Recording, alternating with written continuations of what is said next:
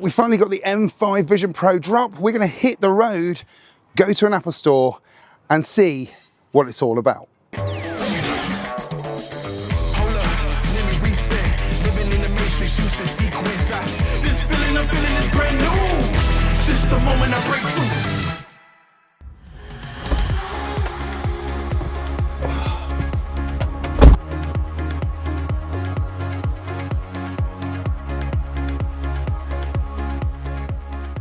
So we're here at Touchwood. We're going to the brand new Touchwood Apple store.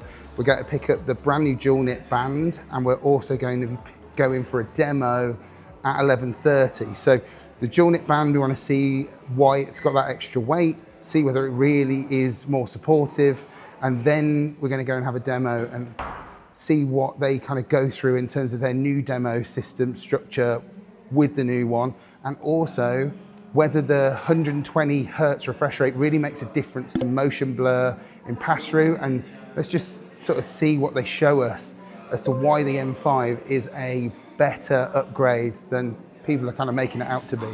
So I'm going to drink my coffee and we're going to head to the Apple store. So this is the brand new Touchwood store. It's been out for a couple of months. Let's go in and see the new M5 Vision Pro. The new head strap with the top and back have got one dial. So you basically turn this dial when it's clicked out to tighten the top, and then you push it in and then you turn it and it will tighten the back. Thank you very much. That's great. Brilliant. Let me just pull up your reservation. Thank you. In terms of a demo, what have you had before with AppleVisionPro? I would probably turn and say most things. Like I've done the dinosaur, Encountering Dinosaurs, I've done Apple Immersive Video, although there may be some new trailers to watch that I haven't done any of the trailers since it first released, so maybe have a look at that. And then link into a Mac, can you do that? No, I think Yeah, I think the problem is with doing the Mac Virtual Display, you need to be signed into the Apple ID on the headset, and I don't think you'll allow that. So, but yeah, we'll just see what there is. I'm pretty easy. I'm not a difficult customer. I've got a couple of ideas, because one thing that I did was like looking at the stars.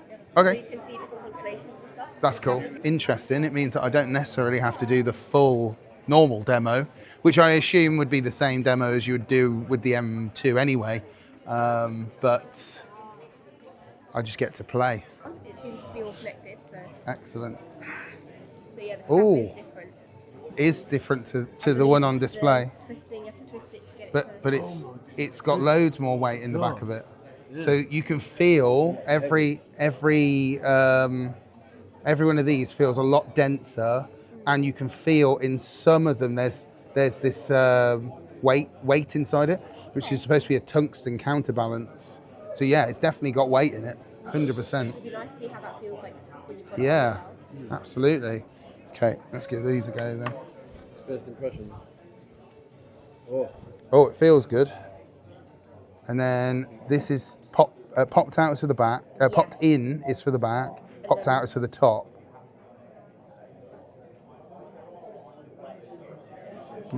What's that like? Just need to move it a little bit. Show off my receding hairline.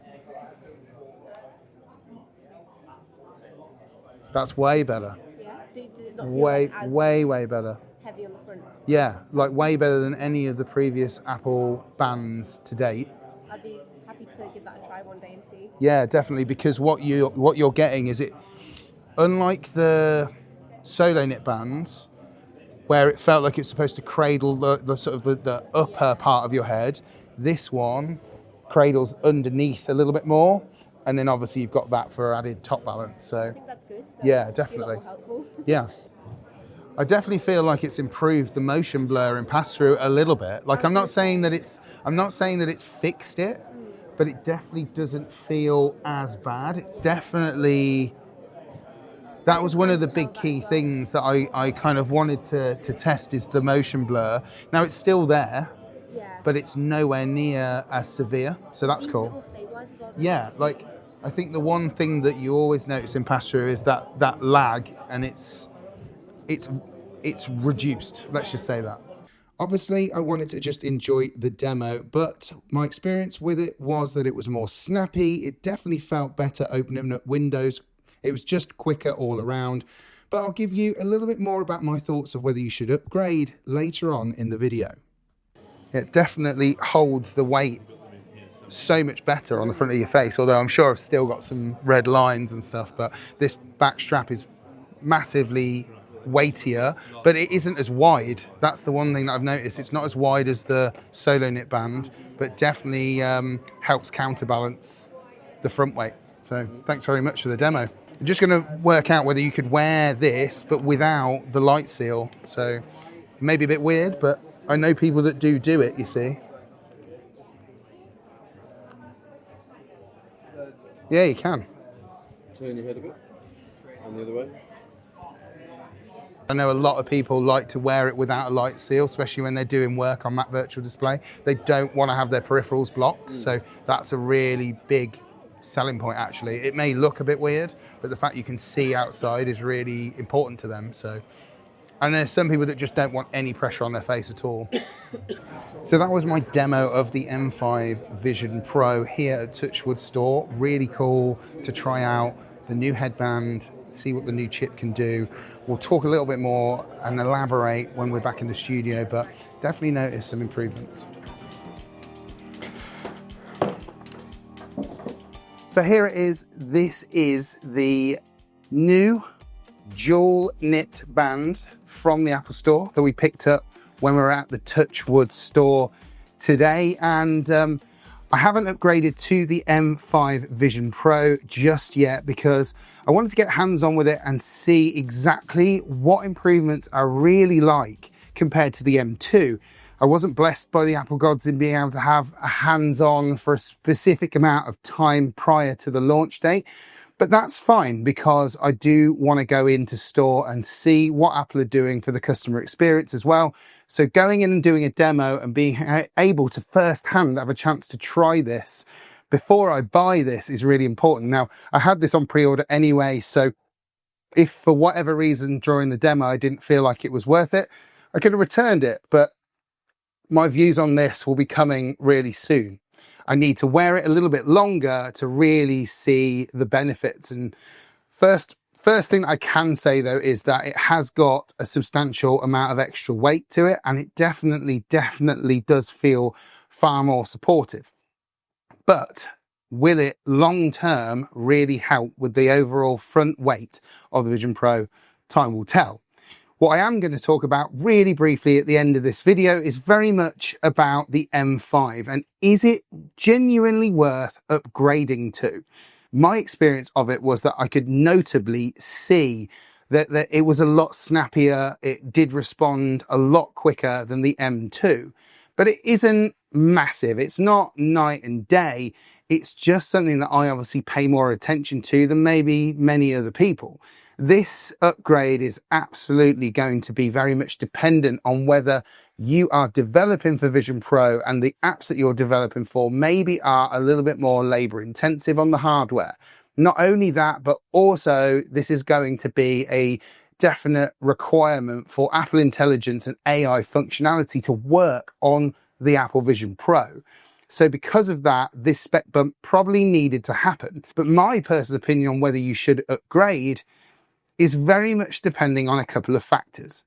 If I had the means and I needed to do app development with the brand new M5 Vision Pro, then it's a no-brainer. I absolutely would just upgrade. It's really nice sometimes to have something new. And if you're doing app development and you want to know what the hardware is truly capable of, then it's definitely a must. Not only with that improved 120 hertz refresh rate, but also the ability to foveate more and the fact that it also has less, and it definitely was noticeable, less amount of motion blur in pass-through. So if you're making mixed reality experiences and you want to have floating windows or you want things to interact and you're using the camera pass-through to see the real world, it's not going to be quite as jarring.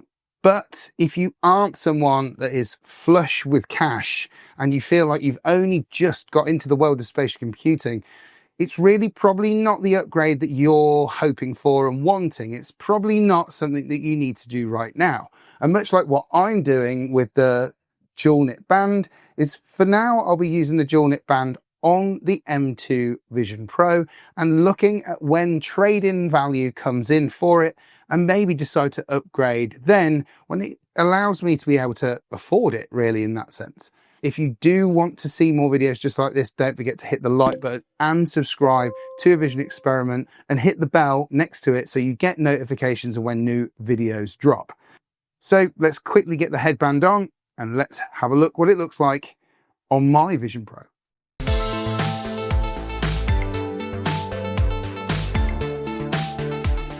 So if you are considering picking up this dual knit band, the one thing I can say to you is that the dial is an absolute piece of engineering. It's incredible. Let's do the back and let's do the top. So another thing to say is that the actual rear part of the strap is nowhere near as wide as the original solo knit band. So actually, instead of it cradling like the back of your head, it feels like it wants to sit just underneath the lower sort of curvature near your occipital bone kind of area. And with that, then you can really kind of dial in where you want it to cradle the back of your head, which is a much nicer feeling. And then it's just a case of like finding the right place for the top strap to sit, because it's flexible and because it's lightweight and it doesn't have any counterbalance like the back does, and we'll get onto that in a minute. You can literally just dial in the top, and the likelihood is you probably won't need to really do much with that top again. So that's great, and that's really sort of like really lifted the headset up. And then what I can tell you about the back is that the back feels a lot more solid.